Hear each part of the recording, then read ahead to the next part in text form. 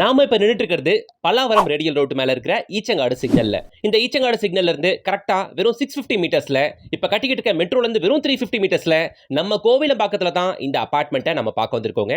ப்ராஜெக்ட்ல டோட்டலா 6 வீடுங்க. ஸ்டில்ட் பிளஸ் 3 ஸ்ட்ரக்சர் கொண்ட இந்த அபார்ட்மெண்ட்டை கீழே ஃபுல்லா கார் பார்க்கிங், ஃபர்ஸ்ட் ஃப்ளோர்ல 2 வீடு, செகண்ட் ஃப்ளோர்ல 2 வீடு அண்ட் தேர்ட் ஃப்ளோர்ல 2 வீடு.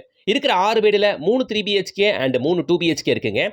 2 BHK size 1078 square feet, 3 BHK size 1250 square feet. ரெண்டுத்துக்கும் 50% ஆஃப் யூடிஎஸ் வந்துடும். இந்த அபார்ட்மெண்ட்டோட ஹைலைட் என்னன்னா இருக்கிற லொகேஷன் தான்.